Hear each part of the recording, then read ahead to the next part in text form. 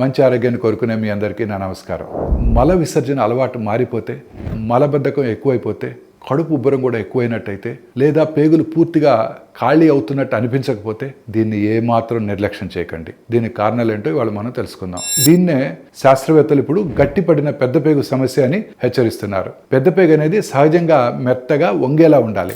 అప్పుడే మలం సులువుగా కదులుతుంది. కానీ ఎక్కువసేపు కూర్చోవటం, పీచు పదార్థం తక్కువగా తినటం, ఇక ఈ ప్రాసెస్డ్ ఆహారాలు, తక్కువ నీళ్లు తాగడం వల్ల పేగు నెమ్మదిగా గట్టిగా మారిపోతుంది. అప్పుడు మలం ఎక్కువసేపు పేగులోనే ఉండి ఒత్తిడి పెరిగి పేగు గోడలకి చికాకుగా మారతాయి. కాలక్రమేణా ఇది పెద్ద పేగు క్యాన్సర్ ప్రమాదాన్ని పెంచుతుంది. ముఖ్యంగా యువకుల్లో చాలా మంది ఎప్పుడు మలబద్ధకం వచ్చినా, మలం సన్నగా వచ్చినా, మలంలో రక్తం కనిపించినా, కడుపు నొప్పి ఉన్నా ఒత్తిడి వల్ల ఇలా అయిందిలే, లేదా తిన్న ఆహారం పడలేదు అని అనుకుంటూ అశ్రద్ధ చేస్తున్నారు. సో మల విసర్జనలో మార్పులు చిన్న సమస్యలు కావు, అవి హెచ్చరిక సంకేతాలు. వీటిని ముందుగానే గమనించి మంచి ఆహారము, తరచుగా కదలిక, సమయానికి వైద్యుల పర్యవేక్షణతో పేగు ఆరోగ్యాన్ని కాపాడుకోవచ్చు, పెద్ద పెద్ద అనారోగ్యాల్ని నివారించుకోవచ్చు.